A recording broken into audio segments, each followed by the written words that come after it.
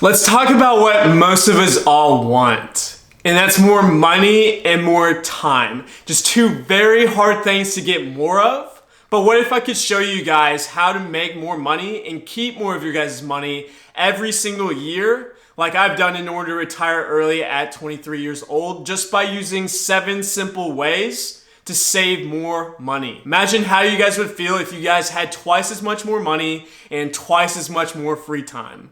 And I'm curious to hear what you guys would do, so leave comments below and tell me what you guys would do with twice as much more money and twice as much more free time, or even more.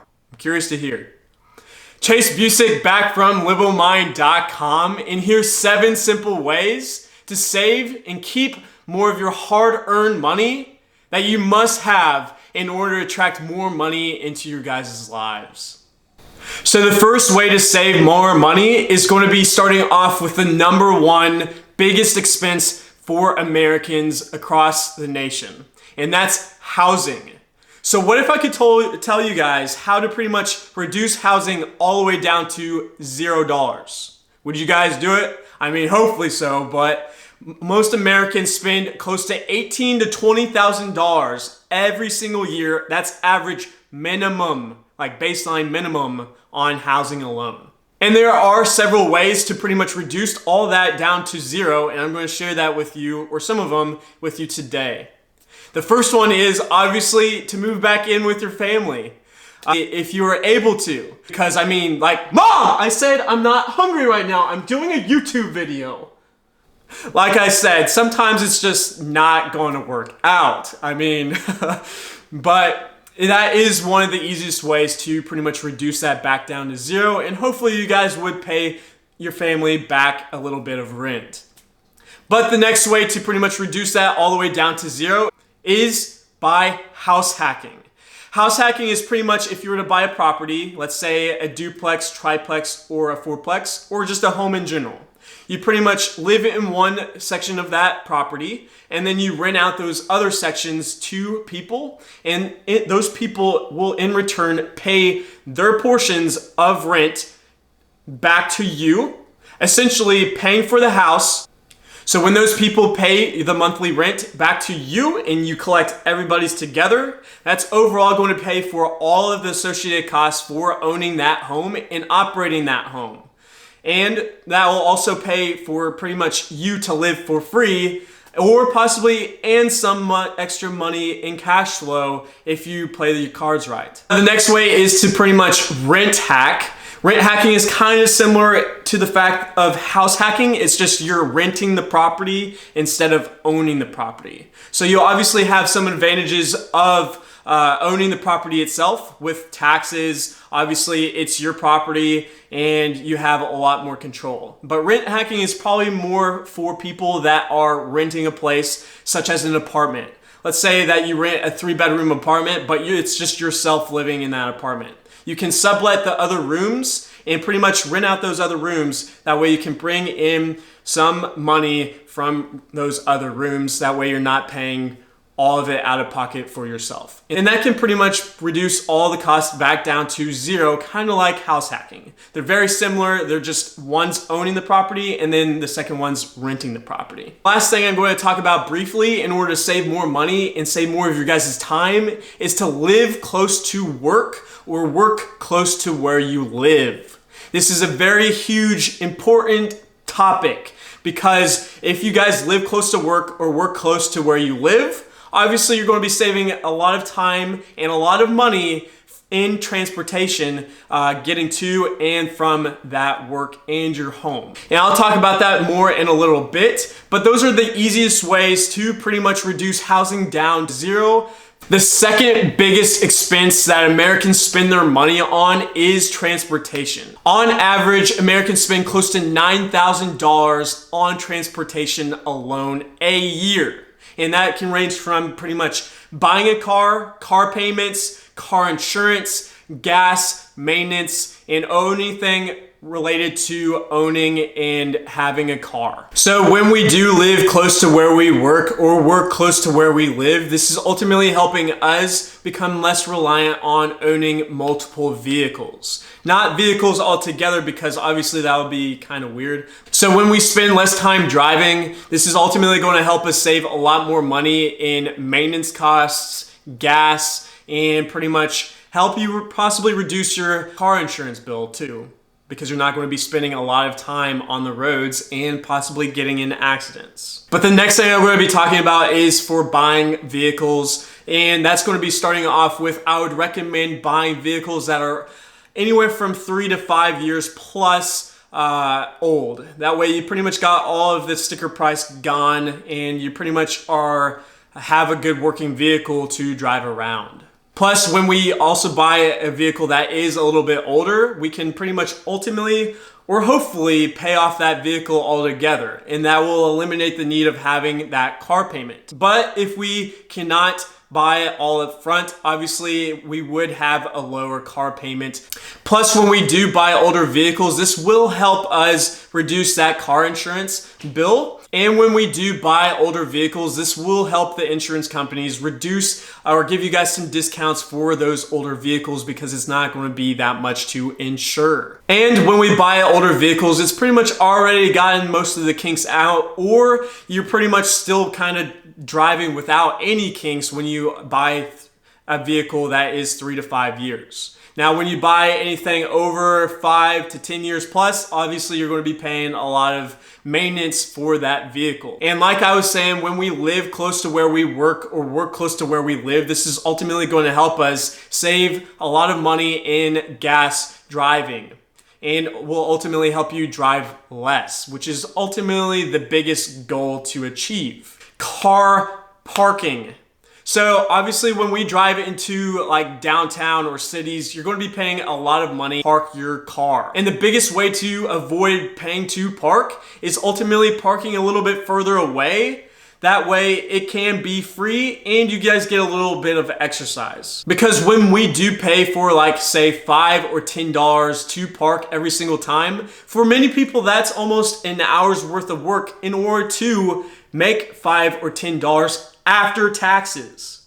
So that's a big thing to consider when paying to park, is to pretty much try to go for free every single time, even if you have to walk a little bit. Now, the last couple of ways to pretty much eliminate those transportation costs almost all the way down to zero is to either walk to everywhere you go, and this will come in a big factor if we do live close to where we work, as well as work close to where we live, and or bike. Bicycling will also save us a ton of money, almost eliminating that need for a car altogether too, and will allow us to get from point A to point B a lot faster than walking, and sometimes a lot faster than driving in a car. It will help us save a ton of money not having to have a car payment, car insurance, car maintenance, obviously spending a lot of money in maintenance and gas, and overall spending and overall time spent at work in order to pay for those vehicles that we own. And the last thing that is very important when considering transportation is living also close to everything we need and or want. So for example, we need to go to the grocery store. So if we live close to those grocery stores, work, our gyms, friends and family, obviously that's going to help us reduce those transportation costs altogether, because we're not needing to go super far to get to those places that we need or want to go. The third biggest expense that Americans spend their money on is food and eating out. Eating out is one of the biggest ways to spend a lot of money, just because you're going to be paying anywhere from $10 to $15 per meal when you go and eat out. So the biggest way to save and keep more of your guys' hard-earned money is to ultimately go to the grocery stores and make a lot more of your guys' food. Take all that food that you make and leftovers to work. That way you're not going out and spending that, like I said, $10 or $15 per meal, when you could have only spent maybe close to $5 or even less for a meal when you just go when you go to the grocery and cook it and prepare it. And on average, Americans spend close to $7.2 thousand every single year on food costs alone. That's both eating out as well as eating at home. And the last thing I'm going to be talking about for food is coffee. 64% of Americans drink 1 cup of coffee every single day. If you guys haven't watched my one of my last videos on the latte factor and how all of the small things that we buy every single day add up, definitely go watch that video. The fourth biggest thing that Americans spend their money on is insurance. We on average spend anywhere from $4.5 thousand to $11 thousand a year. That's average Americans in insurance alone every single year.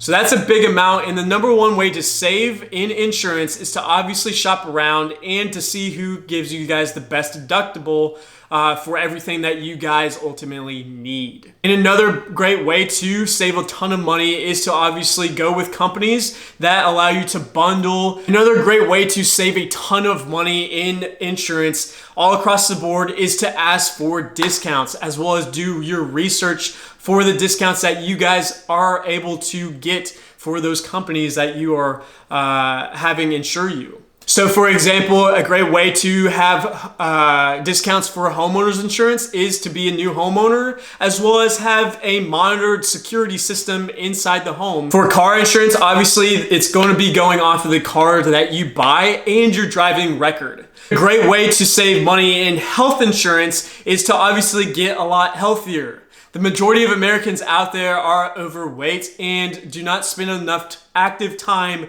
exercising as well as eating healthy. And when you do become healthier, obviously that's going to lower your guys' health insurance bills, as well as decreasing the need to go to doctors for minute illnesses.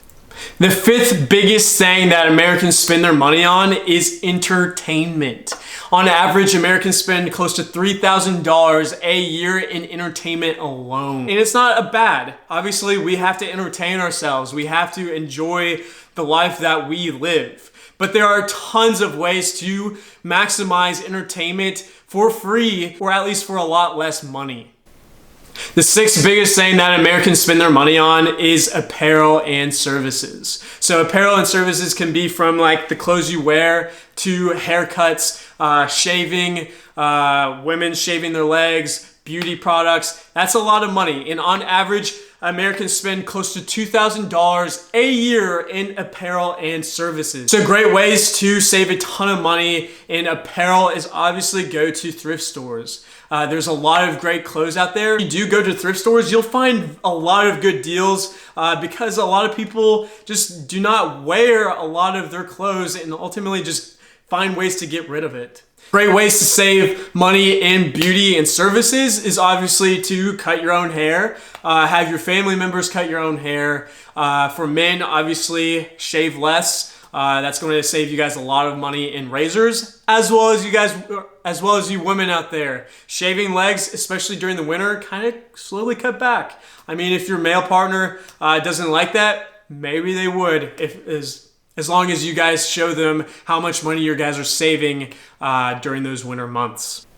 And the last thing I'm going to be talking about is kind of falls into a miscellaneous category. All the other things that we spend money on, for example, housing, it can be pretty much spending money on furniture, filling the space inside our home, kind of goes into that kind of form of spending. And on average, Americans spend $4,000 on average on miscellaneous things. Other things that kind of fall into miscellaneous is kind of like debt. Obviously paying off debt or interest payments, that's going to be charging you a ton of money. If you guys miss those payments, that's going to be charging you guys a lot of extra unnecessary money. Now, I'm very curious to still hear what you guys save money on yourselves. So please go leave comments below and tell me what you guys save money on. Other than that, if you would love to find out more ways to save money, go check out my website, liberalmind.com. I'll leave links in the description. That way you guys can save more money and potentially make a ton of money with investing over the future. But that kind of wraps up this video. If you enjoyed the video, click that like button below, and don't forget to subscribe and hit that notification bell. That way you guys get notified when I produce new content. Last thing is, comment what your guys' biggest wealth building tip is, whether that's if it's saving money, making money, investing. Let us know to keep the conversation going down in the comments. Yeah, I'll see you guys on the next video.